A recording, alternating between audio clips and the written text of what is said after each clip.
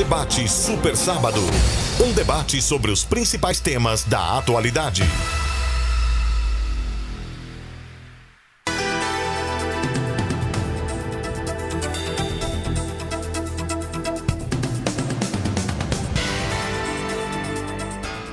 Olá, ouvintes da Rádio Sagres, também espectadores do nosso canal no YouTube e também os nossos seguidores no sagresonline.com.br e quem nos acompanha pelo formato podcast em nossas plataformas digitais.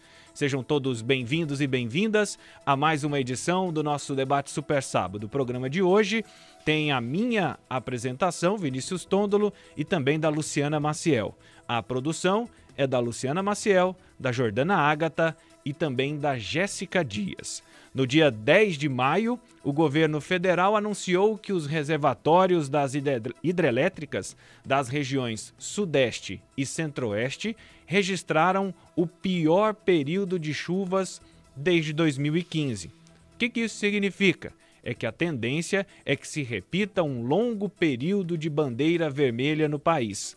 A energia hidrelétrica é hoje responsável por cerca de 70% da produção renovável de eletricidade e por mais de 15% do total de energia elétrica gerada no mundo.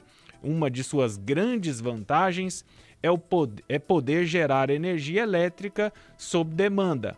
A desvantagem é que depende de fatores meteorológicos. O presidente Jair Bolsonaro afirmou ao longo da semana a apoiadores que o problema é sério e vai dar dor de cabeça.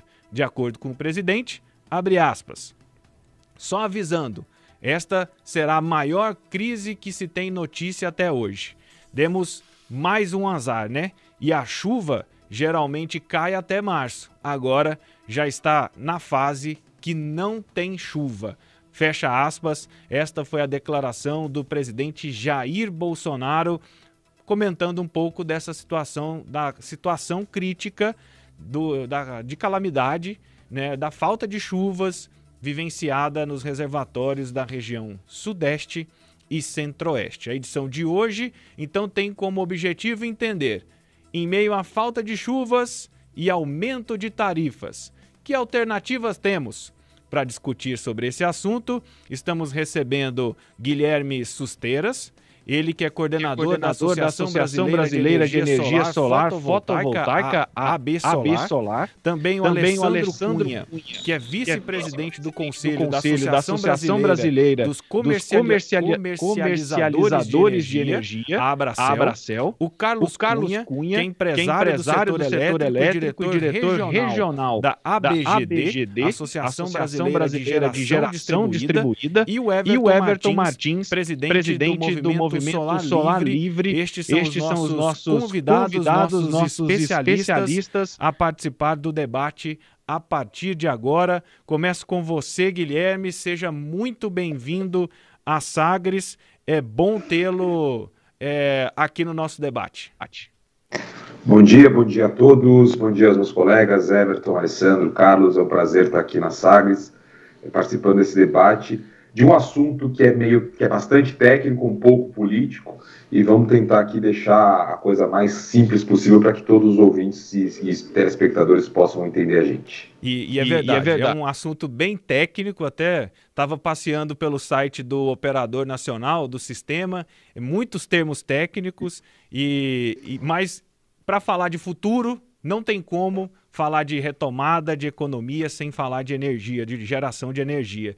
Então, daqui a pouco a gente volta nesse assunto. Alessandro Cunha, também, muito obrigado pela sua disponibilidade de estar conosco. Bom dia a todos, eu que agradeço o convite. É uma boa oportunidade para a gente poder falar um pouquinho aí sobre o setor elétrico, setor que está inserido aí já há quase 10 anos. E é isso mesmo, tem muitos termos técnicos, muitas questões muito específicas. É uma boa oportunidade para a gente poder traduzir isso para o dia a dia, né, do ouvinte aí, do brasileiro, que no final do dia quem paga a conta, né? É a gente que está pagando a conta, todos nós estamos pagando essa conta. Então, nossa satisfação está aí com Everton, Guilherme e Carlos. Obrigado pelo convite. E também, Carlos Cunha, muito obrigado pela sua disponibilidade, né, de poder compartilhar um pouco da experiência aí como empresário no setor elétrico. Ô Vinícius, eu é que agradeço a oportunidade de estar aqui com vocês, tá? Bom dia Guilherme, Alessandro, Everton e bom dia a todos os ouvintes da Rádio Sagres. Bom, o Everton também eu agradeço, mas o Everton já é quase de casa, né? A gente já vem debatendo esses temas há muito tempo, então Everton também seja muito bem-vindo novamente.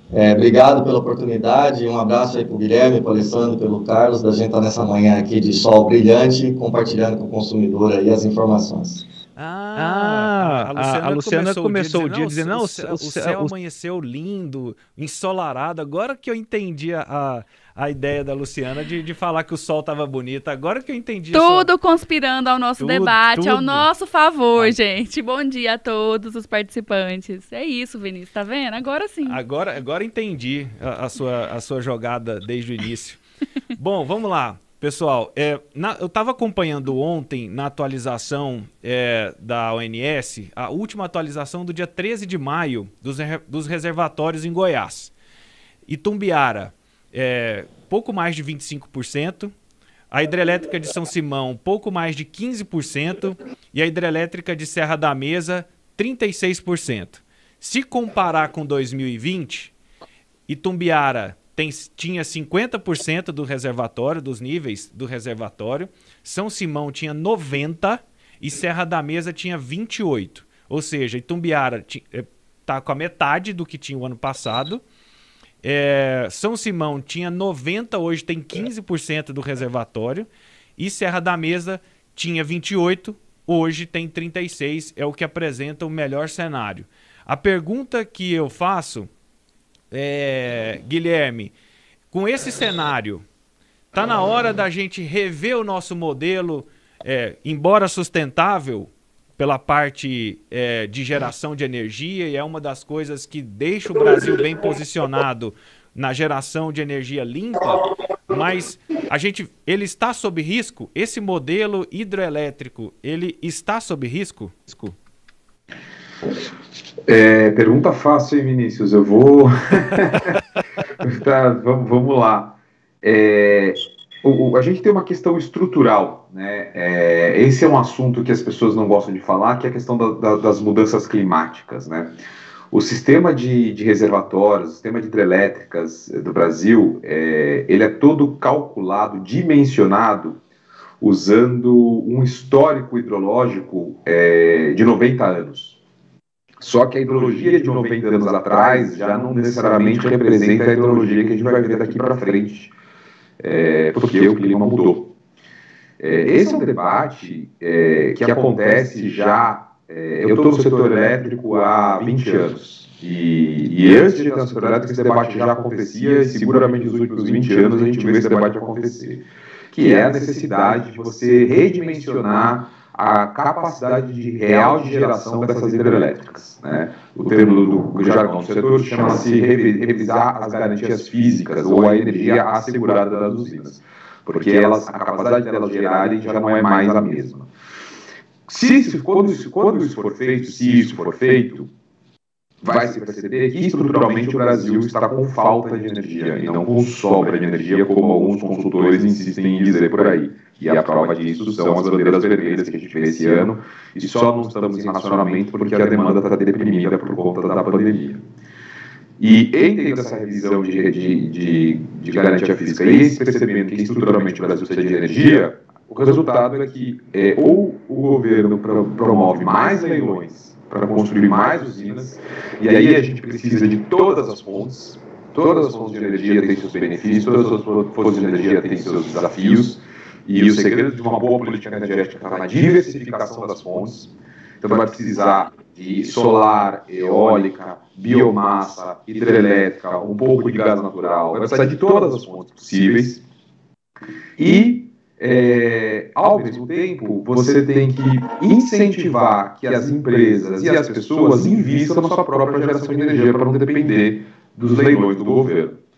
Tanto através do mercado livre de energia, que o Alessandro seguramente pode falar muito melhor do que eu sobre isso, e as empresas já têm investido na sua própria geração de energia, seja por benefícios fiscais, seja por buscar a independência do governo em relação à sua fonte de energia, e e as pequenos negócios através da geração distribuída, que é um pouco o mote da nossa conversa aqui. Então, toda a fonte de energia vai ser necessária, todo o incentivo para que as pessoas invistam em energia vai ser necessário, mas até que isso aconteça, também todo o incentivo à eficiência energética vai ser necessário. E acho que a gente vai passar por um bocado fixo agora, um pouco contando com São Pedro aqui, mas estruturalmente a gente, quem é velho o suficiente para lembrar do racionamento de 2001 sabe o efeito devastador na economia que o racionamento tem, e a gente tem que fazer de tudo para evitar que isso aconteça, e para já no curto prazo o que a gente pode fazer é investir em mais geração própria. E aí, em cima desse tema, que eu questionei ao Guilherme, Alessandro, olhando para esse modelo de várias fatias, vamos dizer assim, a gente não apostar tanto na hidrelétrica, por que o sistema, o governo, ele tem essa, eu não sei se eu posso dizer resistência, mas por que o sistema ele resiste tanto a abrir possibilidades, a novidades, ou vamos dizer assim, a alternativas para a geração de energia?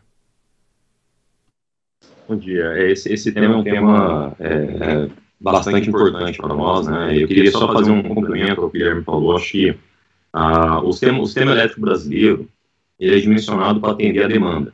Então, quem manda no sistema é o consumo, em tese, né? É inevitável a hidrelétrica é inevitável no Brasil. Tá? A hidrelétrica é a principal fonte, né, de energia do Brasil. E nós temos aqui no Brasil diferentes hidrelétricas. Tem aquela que tem reservatório, tem aquela que não tem reservatório.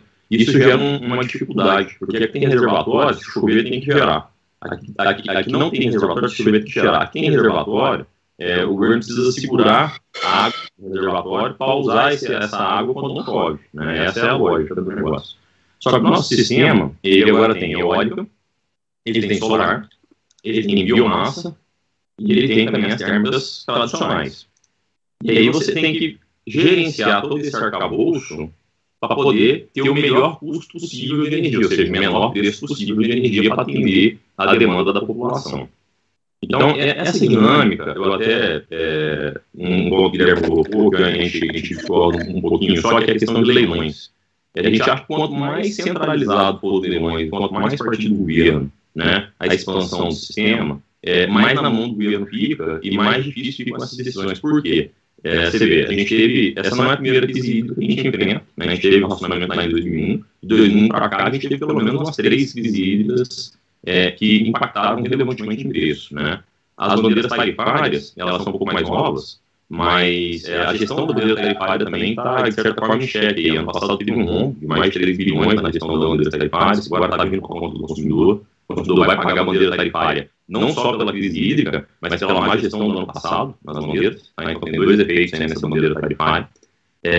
E o que o governo precisa, o que a gente precisa fazer no geral, é liberar, exatamente o que você falou, liberar para que a população, e aí quando eu falo população, falando das empresas e das pessoas, né, possam desenvolver os mecanismos próprios de otimização do seu custo de energia.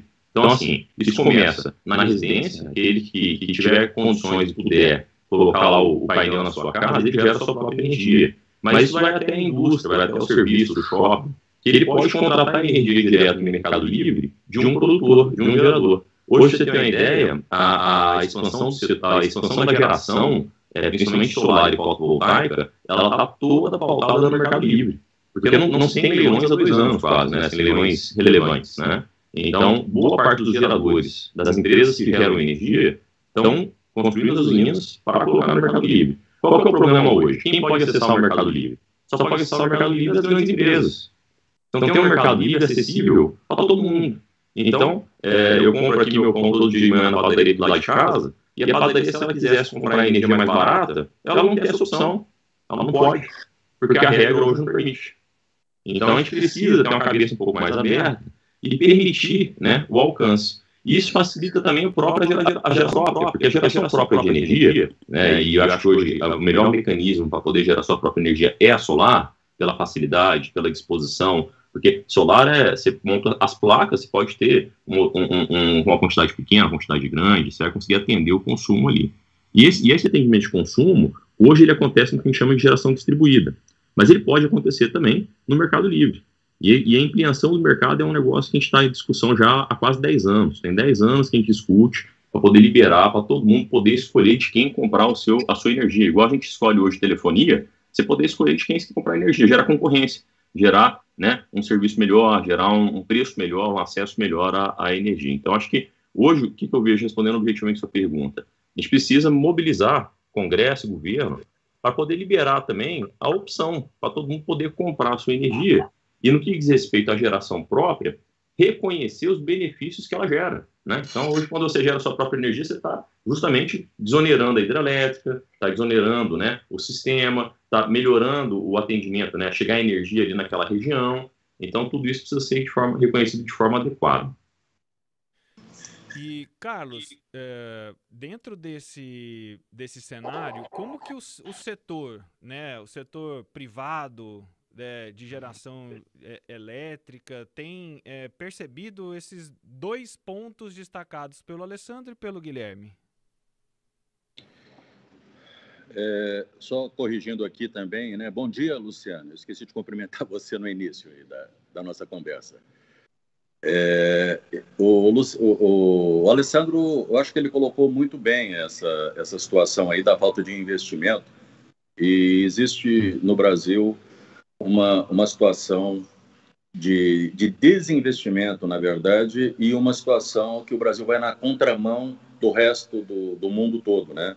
A gente fala assim, o Brasil tem uma das matrizes elétricas mais limpas do mundo. Isso é verdade. Mas só que 70% da nossa energia gerada no Brasil depende das hidrelétricas. Aí, quando não tem água, a gente tem que acionar as térmicas, que é a outra energia de base disponível hoje para poder atender de forma não intermitente o sistema, para atender os consumidores. Isso acaba provocando queima de petróleo, principalmente, e faz com que a gente acabe sujando uma matriz que é limpa, né? Então, realmente, o Estado brasileiro ele precisa se preocupar em manter cada vez mais limpa a nossa matriz energética e trazer condições para que os investimentos aconteçam, né? Então, existe uma dificuldade muito grande no mercado hoje com relação a crédito, com relação à questão de financiamento de obras maiores, obras estruturantes. Existe a situação do Mercado Livre, que vem evoluindo bastante. Isso aí é uma forma que o empresário ele tem encontrado para poder fazer os investimentos. O Mercado Livre é até interessante. Existe uma situação onde nós vínhamos em 2015 com 75% de todo o consumo de energia no Brasil feito pelas distribuidoras, pelas concessionárias, né? E hoje já então existe um crescimento muito forte aí do Mercado Livre. Existe um crescimento muito forte aí do Mercado Livre, que é realmente onde tem acontecido os investimentos aí para geração de energia. E o Mercado Livre já está optando por novas tecnologias, principalmente pela solar, pela eólica. Isso já tem se mostrado viável para o mercado. E a gente acredita que a outra solução que nós temos é a descentralização. Quer dizer, nós precisamos gerar energia mais próximo do consumo. E a opção para isso é a geração distribuída. Ela permite a democratização da geração de energia. Permite que cada consumidor também possa colocar na sua casa, no seu telhado, ou através de comunidades solares, ou através de comunidades energia solar, a energia, mas não é a única, a geração distribuída. Qualquer fonte de energia sustentável, renovável, ela pode compor essa base. Infelizmente, no Brasil, hoje nós temos menos de 0,5% de geração distribuída. Isso aí seria uma forma de criar o pecado necessário para criar o sistema também. Porque a geração próxima da carga, ela evita perdas, ela diminui o custo dos investimentos. Então, é um custo dos investimentos tem que ser levado em consideração. Carlos, até em cima desse ponto, eu queria entender o que é o conceito de geração distribuída, e até para a gente entender um pouco esse conceito, né, e está relacionado, e para a gente poder ir conectando com a realidade que nós estamos inseridos, e dentro dessa ideia de geração distribuída, o que impactaria o sistema hoje, o modelo, deixando de ter grandes, assim, deixando não, mas que as hidrelétricas fizessem parte desse processo, mas que esse custo com a geração mais próxima, que impacto teria isso na vida do consumidor, por exemplo, essa mudança, deixando de privar a hidrelétrica, passando a ter mais fontes de geração de energia? Olha, Vinícius, esse assunto, ele inclusive agora é motivo de discussão aqui desde 2009. Estamos sofrendo um ataque muito forte, isso agora falando não o Carlos empresário, mas vamos falar o Carlos agora conselheiro e diretor regional da ABGD. Nós estamos sofrendo um ataque muito forte para que haja mudança na legislação, na regulação da geração distribuída no Brasil. A geração distribuída no Brasil, ela começou lá na época do Império, quer dizer, as primeiras empresas de energia, elas eram empresas de geração distribuída, elas estavam gerando energia direto no ponto de consumo, direto na carga. Isso, se levar em consideração lá no Rio de Janeiro, no início, lá na época do Império, quando se instalaram as primeiras objetivo era atender a iluminação pública, aquela coisa toda. E as unidades industriais, tinham as usinas, elas também tinham esse objetivo, né? Promover a geração de energia próximo da carga. Então, o conceito principal da geração distribuída é exatamente esse. É não utilizar o sistema de distribuição e de transmissão, é não ter essas longas distâncias, é gerar energia próximo ao consumidor. Em 2012, o advento do 482, uma resolução normativa da ANEEL, que permitiu o consumidor gerar sua própria energia, inclusive nós tivemos uma revolução no Brasil. O que o Alessandro colocou com relação à questão da própria política de geração, os custos são muito altos para a geração. O Brasil hoje fala, os especialistas comentam, não é bem a minha praia, mas os especialistas comentam que a nossa energia já passa dos R$545, R$549, o preço médio por megawatt. Então, é uma energia muito cara. Nós temos que trabalhar uma forma de reduzir esse custo e uma forma de alimentar mais o nosso sistema com energia. E a geração distribuída veio para isso. Então, a primeira política que foi implementada lá em 2012, ela visou a implantação desse sistema de geração distribuída.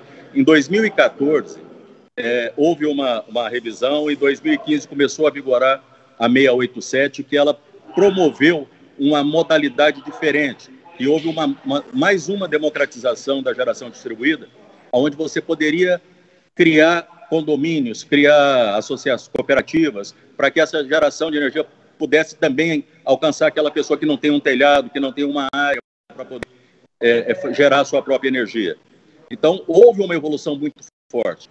Mas só que hoje nós estamos sofrendo um ataque já por parte de grupos de interesse antagônicos à questão da geração distribuída, e está no Congresso. Eu acho que depois o Everton pode falar melhor que isso aí. Ele tem sido uma das lideranças que tem atuado lá em Brasília para que a gente não haja nenhum retrocesso com relação aí à regulação da geração distribuída. Mas eu não sei se ficou claro. Se tiver alguma dúvida, eu posso tentar esclarecer. Não, fica claro, sim. Ficou claro, Carlos. Até para a gente poder ir entendendo, porque é muito a ideia de que a gente vai viver uma, sei lá, eu vou usar um termo aqui, nós vamos viver uma uberização do sistema elétrico, no sentido que a gente vai compartilhar e redistribuir, a descentralizar, vamos dizer assim, né? Não fica... A energia, para chegar em Goiás, não precisa sair de Itaipu, de Belo Monte, e aí tem grandes redes de transmissão para poder... chegar até a sua casa aqui em Aparecida, aqui em Goiânia, por exemplo. Então, é uma mudança de perspectiva, e aí eu queria saber a opinião, Everton, do quanto isso é real, e por esse seu trabalho engajado no Congresso Nacional, o quanto isso é possível de ser feito com o Congresso que está lá agora. Olha, Luciano, Possível né? Mas depende aí da vontade política e do entendimento de que o consumidor ele precisa de energia, seja ela de onde for. E aí, a questão grande hoje, que é um contrassenso, é que você tem matérias publicadas em jornais hoje dizendo assim: todas as termoelétricas ligadas para poupar água nos reservatórios das hidrelétricas. Então, quando é termoelétrica ligada, movida a petróleo, carvão e gás, ela está poupando água nos reservatórios. Quando chega falando sobre energia solar fotovoltaica, distribuída, por exemplo, ou não distribuída, esse mérito de que ela ajuda a poupar água, isso é derrubado essa narrativa em razão de que o pessoal de grupos econômicos, que são no máximo 10 grupos econômicos hoje, do setor elétrico, que envolve mercado livre, distribuidora de energia e geração, que, na verdade, praticamente todos estão debaixo de quase do mesmo guarda-chuva de investimento. Então, você, de fato, não tem concorrência, não tem esse mercado que é de escolha do consumidor. Você está com déficit de energia. Você está no cenário de 2001 e você vai ter apagão, ponto final, essa é a verdade. Isso em reuniões lá em Brasília, não só em gabinete, como em alguns ministérios. Todo mundo já sabe a verdade. Isso é o que vai acontecer. Só que a gente pode falar de uma maneira mais tranquila, que vai melhorar, mas o próprio presidente da República, ontem esteve aqui no meu estado, e novamente ratificou essa questão do problema da energia. Ele não está escondendo nada, ele está falando, vai dar problema. Agora, a geração distribuída, e essa que o Carlos disse muito bem, já existe desde sempre aqui no nosso país, ela vem sofrendo aí um boicote, não pela ótica de quero energia mais barata para o consumidor, não é por essa ótica, ela sofre um boicote no sentido de manter o poder e controle da energia centralizado na mão de 10 grupos econômicos, é o poder central.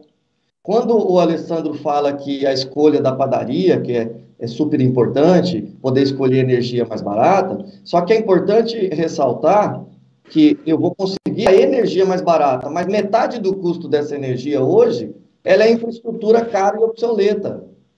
Apesar da gente ter uma grande estrutura de rede distribuída no nosso país, essa estrutura ela custa muito caro para todos nós. Ela custa caro pelo aspecto ambiental, caro pelo aspecto de implementação, né? E quem paga tudo isso somos nós. Né? Nós estamos pagando isso. Quando se constrói essas grandes usinas centralizadas lá no meio do mato, que tem impacto ambiental como o Belo Monte, nós estamos pagando tudo isso. Quando se faz aquela linha de transmissão grande, que vai de um lugar para outro, nós estamos pagando tudo isso. Né? Agora, quando vem o consumidor, que vai tirar o dinheiro do próprio bolso, que vai pegar financiamento no banco e que vai gerar energia para contribuir, para poupar água no reservatório também, durante isso, eu acredito que esses grupos econômicos que estão pagando a mídia, grande mídia, e acho isso, são matérias pagas, porque no rodapé da matéria sai matéria patrocinada, que eu não tenho nada contra isso, cada um tem seus objetivos, mas é desonesto isso que estão fazendo com a energia solar, é desonesto o que estão fazendo com o consumidor, no sentido de dizer que o pobre vai pagar pelo rico. Você já viu algum grupo econômico de distribuição de energia defender tarifa mais barata para pobre, uma vez que vem tarifa social, que esse ano é 3,49 bilhões, e todo ano cresce, de 2013 era 2 bilhões por ano, está em 3,49. Alguém alguma vez reclamou que devia reduzir o subsídio de tarifa social? Não. Alguém propôs colocar painel solar para o público mais humilde, para ele não ter conta de luz cara? Não. Então, assim, nós vivemos uma guerra que não é para levar a energia mais barata para o povo, é para manter o monopólio do segmento do setor elétrico, que é antigo, né? Esse é o grande questão que a gente... É uma luta desonesta, Davi contra Golias. É uma coisa assim, eu nunca vi na minha vida. Eu estou 18 meses nessa jornada e eu vejo deputados defendendo, argumentando. É uma luta, assim, traiçoeira. E aí, em cima do que o Everton destaca, Alessandro, hoje em dia a estratégia faltou chuva, a saída é aumentar os custos para o consumidor, seja pela tarifa e depois, na realidade, seja pelas bandeiras, que é o imediato, que é o sinal de alerta, e depois a revisão dessas tarifas sempre com aumentos. Como é que hoje a gente pode romper com esse modelo e construir um plano hoje, um plano que consiga descentralizar esse tema apresentado pelo Everton? A forma de fazer isso é via incentivos, né? Não tem como ser diferente disso, né? Hoje nós temos o sistema brasileiro é um sistema extremamente complexo. O Everton colocou uma coisa ali muito importante. Pra você ter uma ideia, o custo de trazer energia lá do Complexo do Madeira, das minas de Girau e Santo Antônio, é mais caro trazer energia de lá até aqui em Goiás do que a própria energia. O custo de transporte é mais caro do que a própria energia. Então, esse aspecto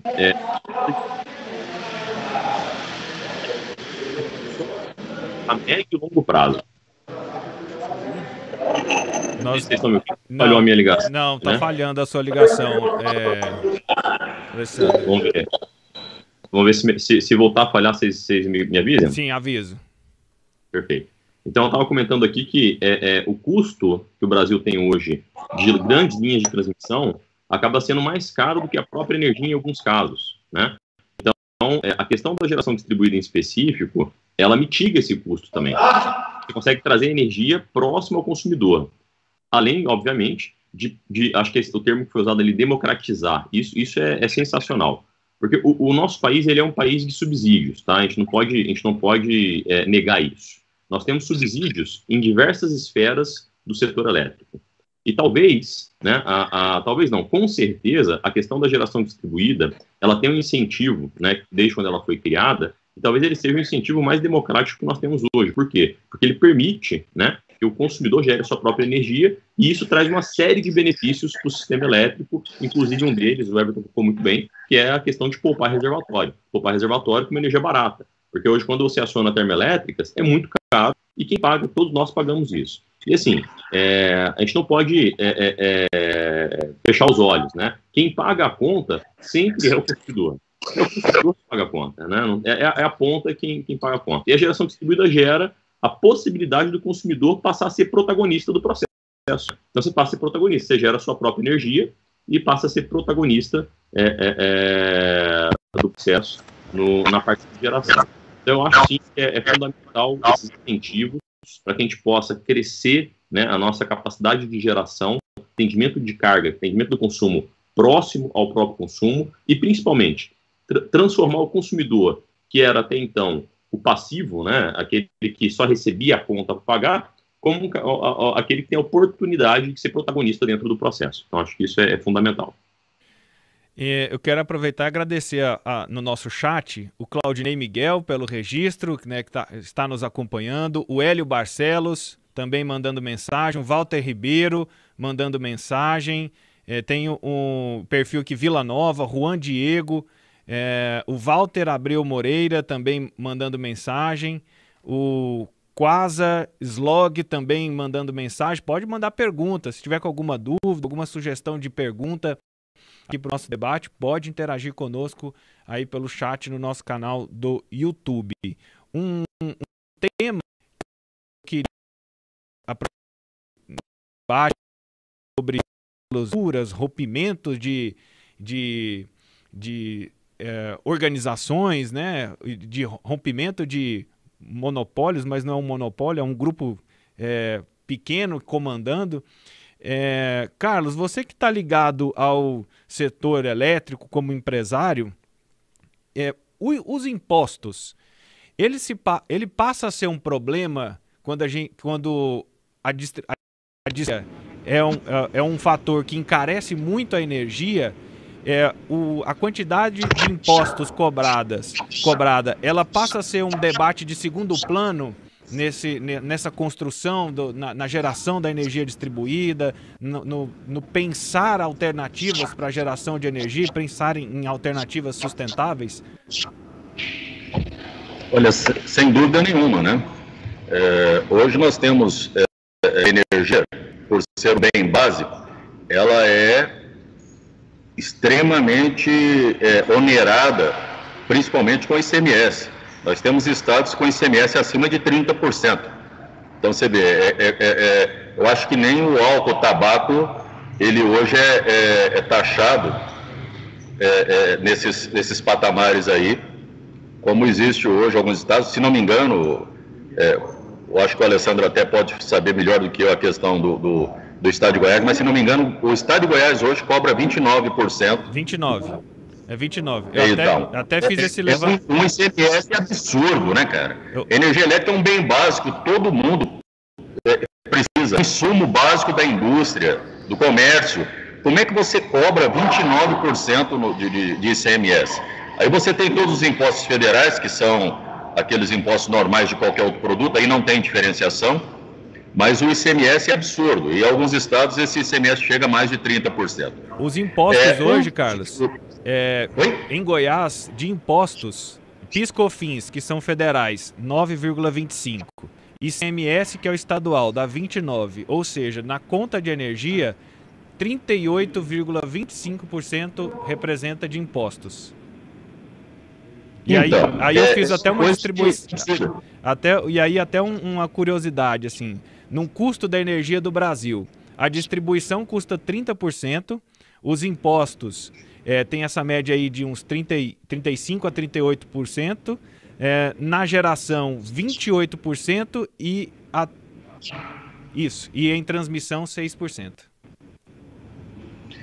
Você imagina isso em efeito cascata, né? Quando eu falo que o nosso preço médio da energia ultrapassa a casa dos R$540 para o consumidor, isso é um absurdo. E pensar que isso aí, em torno de 35% a 40% é imposto, né? Uma das diferenças da geração distribuída é exatamente não ter que utilizar todo esse sistema. A gente não passa pelo sistema básico. Então, a gente passa a ter um menor uso e uma menor incidência de impostos. No caso específico, se você pensar da geração distribuída, que é feita no telhado, e aquilo que é excedente do sistema, o vizinho do lado consome, quer dizer, como taxar, e que é o que o governo quer fazer agora, quer taxar, quer colocar custo de fio de distribuidora, quer colocar imposto em cima. Como taxar a geração distribuída? Essa geração distribuída é justamente para evitar que esse processo seja tão longo como ele é hoje, né? E você conseguir fazer com que a energia seja consumida já diretamente na base. Nós temos um sistema que foi adotado no Brasil, que é o sistema de compensação de energia, que ele é um modelo californiano. Então, eu acho que depois o pessoal da Besolar tem até condições de colocar isso aí de forma mais clara para a gente, mas a gente tem um modelo onde você gera energia, entrega e recebe unidade de energia. Então, foi isso que fez com que, de 2015 para cá, a gente conseguisse ligar mais de 600 mil unidades consumidoras na geração distribuída. Então, é uma forma de eficiência energética e é uma forma de barateamento, ter que evitar todo esse processo em cadeia, aí, o efeito dominó dos impostos. Começa lá na geração, que paga também, se não me engano, acho que é 5%, que o gerador paga no ato da entrega da energia também, 5% de imposto. Acho que o Alessandro também poderia dar uma orientada para nós disso aí. Eu acho que o Alessandro deve ter melhor do que eu. Tem a parte do imposto, tem a parte do ICMS e dos impostos federais para o gerador. Depois tem essa parte dos encargos da rede básica, que é a rede de transmissão. Depois os encargos da distribuição para poder chegar lá no consumidor. Isso aí é extremamente oneroso. E até em cima desse assunto que você traz, Carlos, eu recebo aqui no nosso WhatsApp uma mensagem dos nossos ouvintes, né, dizendo que, olá, pessoal, programa sensacional, sempre trazendo assuntos com importância. Esse é o Rodrigo Orlando e ele fala exatamente de São Francisco, lá na Califórnia, lá nos Estados Unidos. Ele é incrível, o Brasil, especificamente o nosso estado. Não investir e aproveitar o sol que é de graça. Aqui em São Francisco, o governo incentiva e ajuda a comunidade a utilizar a energia solar. Nossos políticos realmente são atrasados no tempo e corruptos. Espero que melhore. Aí ele diz, por gentileza, mande um abraço para minha paixão em Goiânia, linda Raul Matos. E hoje, não esqueçam, a terra vai tremer, o Tigrão da Vila Famosa lançar as redes. Se cuidem, um abraço, vocês são maravilhosos. Rodrigo Orlando, lá de São Francisco, na Califórnia. E aí ele aborda exatamente sobre esse tema, Guilherme. Como lá nos Estados Unidos, lá na Califórnia, que o Carlos fez esse destaque, e aí eu já emendo, aproveitando a participação do Rodrigo e a fala do Carlos, que alternativas nós temos para ampliar esse debate e agora já ir olhando para soluções, né? Para onde nós devemos caminhar e se inspirar? Acho que inspiração acho que é uma boa palavra, Vinícius, porque o Brasil, a gente acha que em muitas coisas, e de fato em muitas coisas a gente fala que a gente é uma jabuticaba, né? Que o Brasil é muito diferente, que diferente do Brasil. E neste assunto em particular, o Brasil é igualzinho aos outros países. Aliás, é atrasado em relação aos outros países, né? Se você considerar a qualidade do sol que a gente tem no Brasil e a posição no ranking mundial, a gente está só em 18º lugar em uso da energia solar no país, a gente está muito, muito atrasado, né? A AB Solar, de fato, acredita que o exemplo da Califórnia é um dos exemplos mais bem-sucedidos, e lá na Califórnia, o modelo, como bem disse o Carlos, foi por muitos anos o modelo atual do Brasil, e quando a geração distribuída, né, essa geração solar, que é o pessoal dos telhados, das comunidades solares, das cooperativas, dos consórcios, né, quando essa geração toda alcançou 5% do consumo total, a Califórnia instituiu uma tarifa de 12% na conta de energia. O Brasil hoje está com menos de 1% e a proposta original era que a energia fosse tarifada em 57%. Não tem nexo, não tem proporcionalidade nenhuma.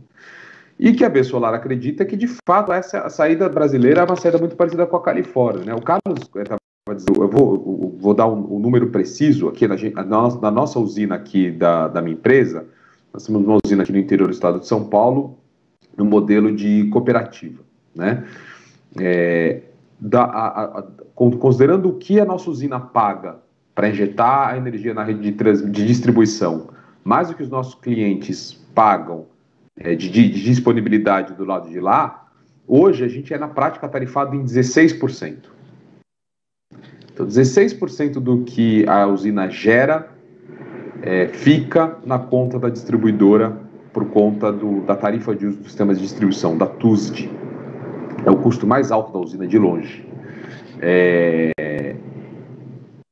E tem gente que diz que a gente não paga nada na rede, né?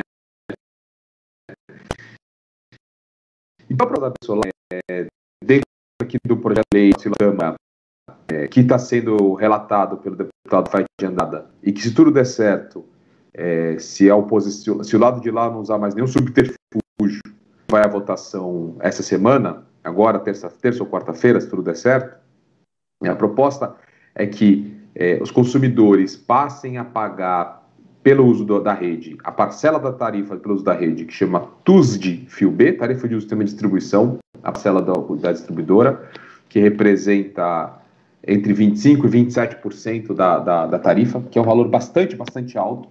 E nós, da AB Solar, acreditamos que o valor justo seria 13,5% e que esse valor só deveria ser cobrado quando a gente alcançasse 10% da geração brasileira. Até lá não faz sentido nenhum, muito pelo contrário, para evitar racionamento, para evitar o uso de termoelétrica, a geração distribuída tinha que ser incentivada. Só para dar um número, os 2 primeiros meses desse ano, janeiro e fevereiro de 2021, a geração distribuída, né, essa geração que cada um de nós foi lá, foi no banco, pegou dinheiro emprestado, colocou, sem ajuda de ninguém, sem apoio de ninguém, muito pelo contrário, muitas vezes as distribuidoras atrapalhando, quem tem em Goiás, vocês também sabem muito bem quanto antes e agora demora para dar conexão para a gente, né? Não tem infraestrutura, mas enfim, contra tudo e contra todos, né? Só nos 2 primeiros meses deste ano, nós, a geração distribuída, nós, os brasileiros que investiram na geração própria, ajudamos a economizar 795 milhões de reais em combustível de termoelétrica. Agora, com o mês de março, esses números ainda não foram fechados, mas seguramente vamos passar o 1 bilhão de reais. E o lado de lá diz que a gente é Robin Hood às avessas, que a gente está tirando dos pobres para dar para os ricos. E, na verdade, o que está acontecendo é que nós investimos do nosso bolso, no sistema, nós contribuímos com melhoria da qualidade de energia e ajudamos a economizar perto de 1 bilhão de reais. Ainda vamos ser tarifados por um valor que a gente acha que o certo será 13,5%, mas que vai ser 27%, e ainda assim as distribuidoras são contra, estão fazendo de tudo para barrar esse projeto de lei lá em Brasília. Então, objetivamente falando, o que a gente precisa agora é que o marco legal da geração distribuída seja aprovado. Importante que os ouvintes contatem os seus representantes, seus deputados, pedindo apoio à aprovação ao projeto de lei 5829, que deve ir à votação na terça ou na quarta-feira, para que a gente possa voltar a crescer esse mercado, gerando emprego, gerando investimento, colocando os técnicos e os engenheiros de volta na engenharia, né, colocando as pessoas de volta para o trabalho qualificado, e ajudando o Brasil a economizar na conta de luz de todos os brasileiros, inclusive daqueles que não têm geração própria. Então, a solução passa por aí, passa pela aprovação finalmente do Marco Legal de Energia, projeto de lei 5829 de 2019, do deputado Silas Câmara, relatado pelo deputado Lafayette Andrada.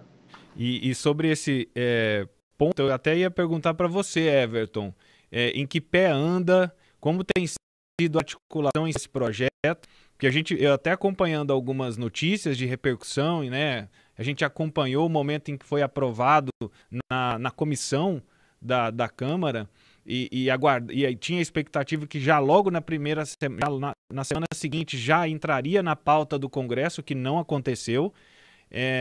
Como tem sido os bastidores de implantação dessa lei, até eu tenho visto que muitos que defendem o projeto, defendem algumas alterações no projeto, principalmente essa ligada à questão do imposto, né, a questão da tributação, dizem que ela é justa chegar aí a mais de 50%, 60%, como tem essa estimativa, porque os custos da energia solar já teriam caído o suficiente para não precisar mais de subsídios. Então eu queria entender um pouco desse bastidor aí que você tem trabalhado.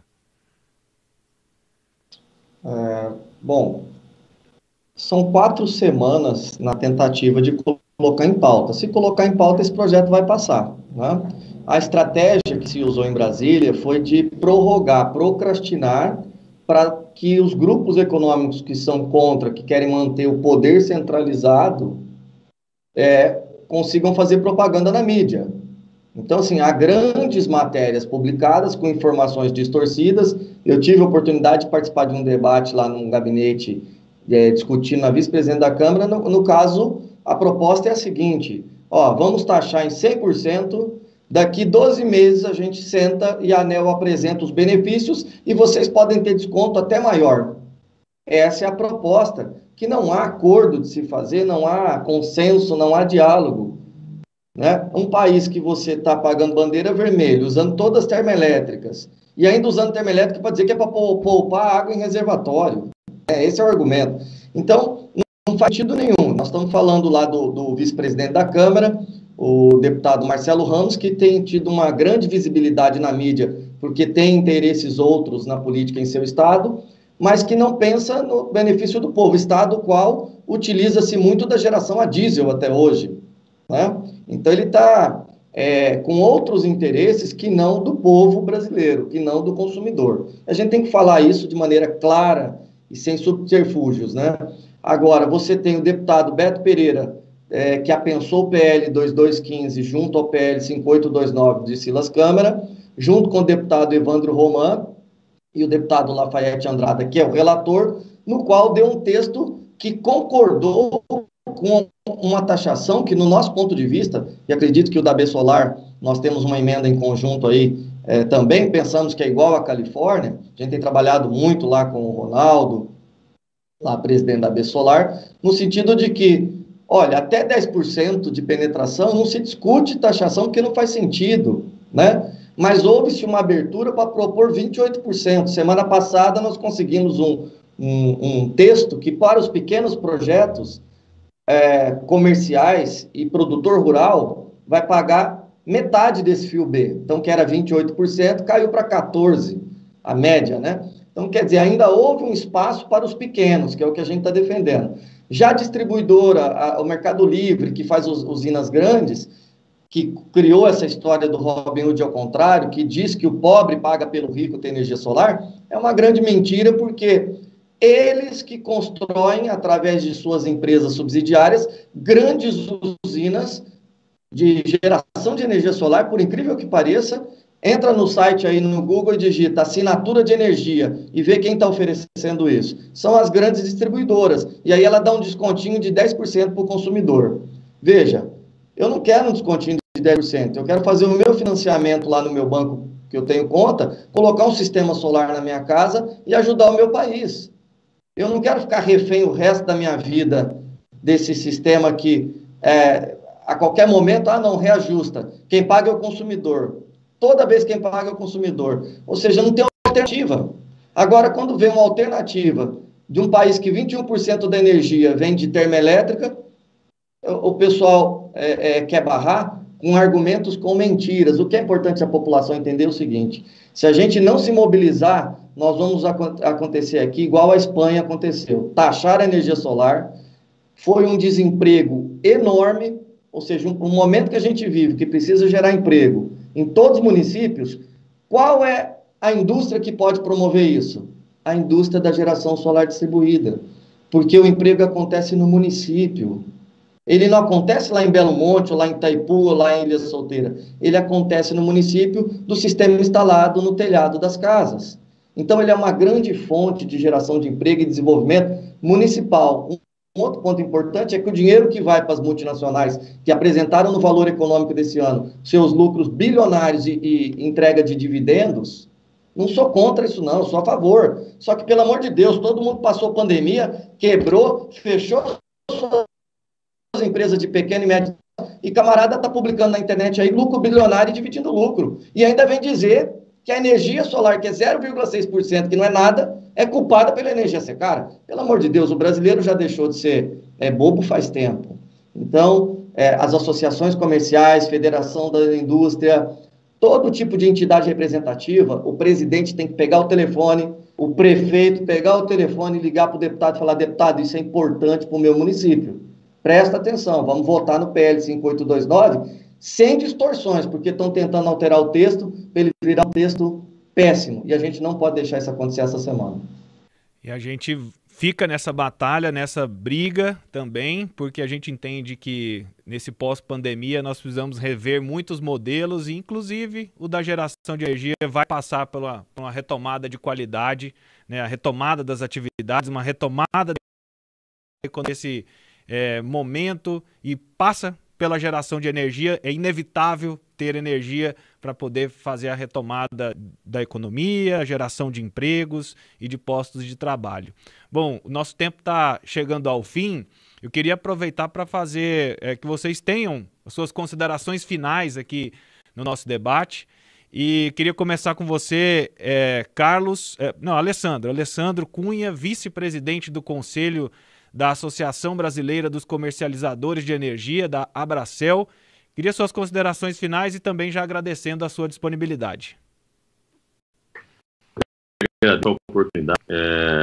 Hoje eu sou vice-presidente do Conselho de Administração da Abracel, mas sou empresário também do setor elétrico aqui em Goiás. A gente tem o Grupo BC Energia, que atua no mercado livre de energia e na geração distribuída, né? Hoje a gente é um dos principais players aí do estado em geração distribuída. Eu acho que essa luta para que a gente consiga ter energia acessível ao consumidor, o direito do consumidor de gerar sua própria energia, e também o direito do consumidor de ter acesso à energia barata, acho que esses são elementos fundamentais e que tem que ser a luta nossa daqui para frente. A gente trabalha aqui em diversas frentes, oferecendo ao público goiano energia barata, tanto via Mercado Livre quanto via geração distribuída, e a gente está junto aí nessa luta, temos trabalhado também para aprovar esses PLs, concordo com os colegas, tem muita coisa aí que precisa ser ajustada, e o nosso país é um país que carece muito de conhecimento, né? A fake news está disseminada, as pontas, né, começam todo mundo a falar muito de forma bipolarizada, e a coisa fica difícil de entendimento. Então, acho que esse evento foi muito bom para poder esclarecer ao consumidor, né, um pouquinho mais aí do que de fato está acontecendo e os direitos, né, e aquilo que o consumidor pode ter acesso. Então, muito obrigado pela oportunidade. Também agradeço muito a sua participação. Carlos Cunha, muito obrigado por compartilhar aí as suas experiências.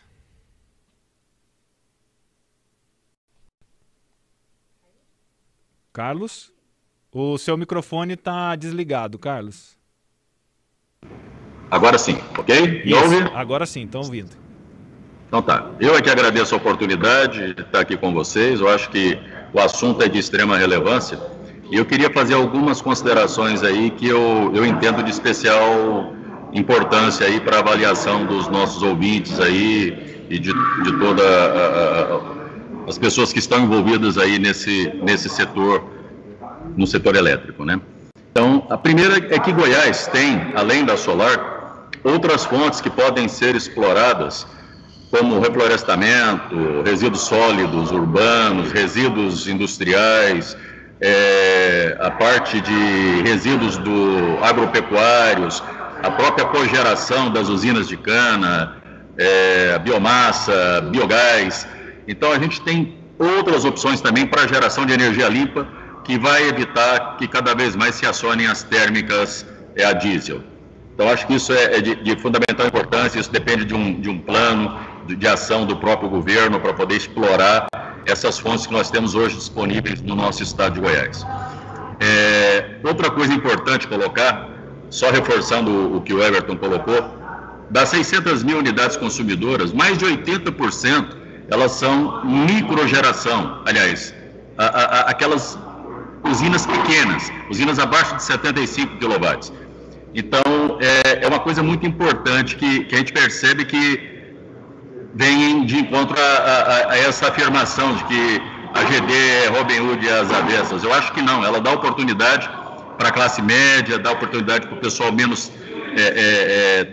muita gente que tem, às vezes, suas economias lá, 5, 6, 7 mil reais, está investindo para poder baratear a sua conta. É claro que existe uma limitação, a tecnologia ainda tem um preço que tem que ser pago, porque a gente não fabrica aqui no Brasil e existe essa questão cambial, que afeta muito aí, às vezes, o acesso a solar. Mas o importante é que a gente tem visto, no decorrer do tempo, que esse custo ele vem baixando. Então, isso vai fazendo com que cada vez mais ele seja acessível a todo mundo. E lembrar que desde 2012 até agora, o Brasil teve mais de 44 bilhões em novos investimentos na geração distribuída. Gerou mais de 254 mil empregos até agora e evitou que fossem colocados na atmosfera aí em torno de 8,3 milhões de toneladas de CO2.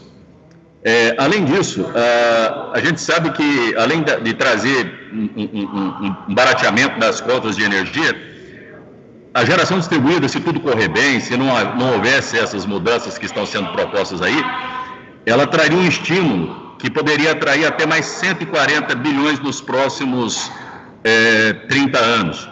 Então, 140 bilhões de investimento e traria para o setor elétrico em torno de 170 bilhões. Esses números aí que eu estou colocando é um número que foi consolidado pela AB Solar, pela BGD, são números que estão sendo apresentados para os nossos parlamentares lá em Brasília. E, principalmente, olhando pelo lado social, nós estamos falando que teria condições de colocar 570 mil novos profissionais aí nas vagas que seriam geradas pela geração distribuída. Então, são fatores muito importantes que têm que ser levados em consideração. E no final de todo esse processo, compra, venda, geração de emprego e tudo, nós estaríamos trazendo aí em torno de 27 bilhões em novos tributos também para o caixa do governo. Então, não é que a gente não pague imposto, não é que a geração distribuída ela vive de incentivos, não. Nós temos um momento que tem que ser levado em consideração de implantação, de nascimento do novo modelo energético do país. Essa figura do prosumidor, ele tem trazido benefícios também, tanto fiscais quanto benefícios técnicos, e também é uma modalidade de eficiência energética. Fica aí o meu bom dia para todos os ouvintes e agradeço a oportunidade de estar aqui hoje com vocês. Muito obrigado, Carlos. Guilherme, também, lembrando que o Carlos é empresário no setor elétrico e também diretor regional da Associação Brasileira de Geração Distribuída. Guilherme, agradeço a sua disponibilidade, a sua participação e as suas considerações finais. Obrigado, Vinícius. Obrigado, Luciana. Foi um grande prazer aqui reencontrar meus amigos Everton, Carlos, Alessandro. Espero que os ouvintes tenham curtido esse papo. Acho que a gente conseguiu cumprir a nossa missão aqui de tratar de um tema técnico e profundo, mas acho que com leveza e com facilidade para que todo mundo pudesse entender. Convido todos a acompanharem a AB Solar nas redes sociais. A gente está com essas campanhas, com os materiais, com os detalhes, com os números, com as contas, com o material para ajudar a engajar os deputados. Então, a ajuda de todos é muito, muito bem-vinda. E mandar um abraço a todos os ouvintes. Curtam o final de semana com saúde e aproveitem o sol enquanto ele ainda é de graça. Um abraço a todos e bom dia a todos. Valeu, muito obrigado, Guilherme. O Guilherme Susteras, coordenador da Associação Brasileira de Energia Solar Fotovoltaica, a AB Solar. E por fim, suas considerações finais, Everton Martins, presidente do Movimento Solar Livre. Luciano, obrigado pela oportunidade de estar aqui com os colegas. E eu estou só comentando, estou há 10 anos nessa área, desde a primeira versão da regulamentação, participamos de várias batalhas lá desde 2012, 2015, e mais essa agora. Mas essas batalhas, quando a gente fala assim num tom mais forte, é porque, na verdade, nós queremos que nossos filhos possam ter energia solar nas suas casas, que eles possam abastecer o carro deles com energia elétrica limpa, com energia elétrica da garagem de casa.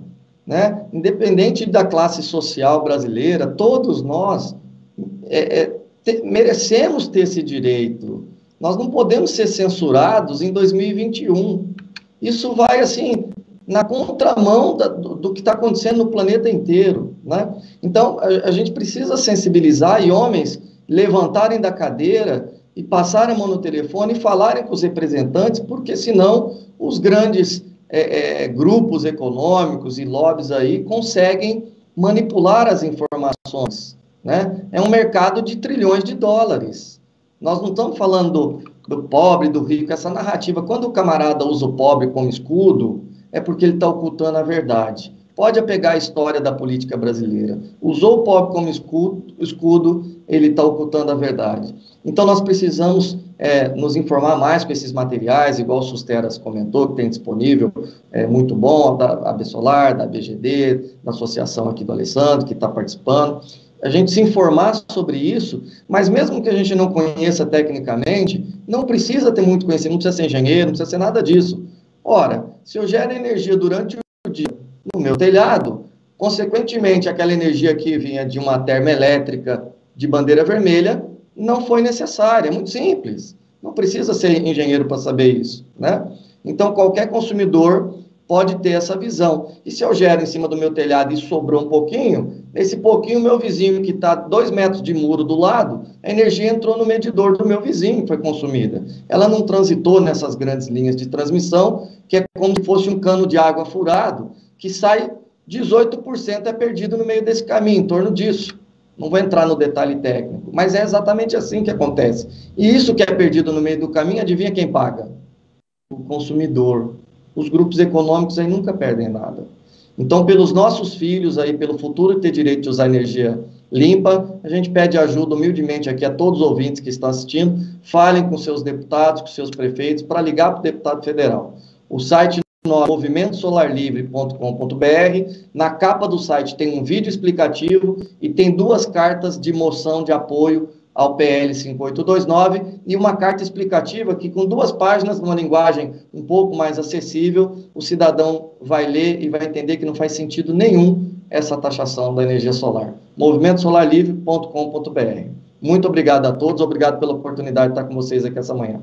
Muito obrigado ao Everton Martins, ao Carlos Cunha, ao Alessandro Cunha e também ao Guilherme Susteras pela participação, por toda a contribuição no debate nesta edição, que o nosso tema foi sobre sustentabilidade, foi sobre energia sustentável, foi sobre a Agenda 2030 da ONU, ODS 7, energia limpa para todos e todas, é um dos propósitos da Agenda dos 17 Objetivos de Desenvolvimento Sustentável. Nosso conteúdo também atrelado às ODS. Eu lembro a você que o Sistema Sagres faz parte do Pacto Global de Mídia. Eu vou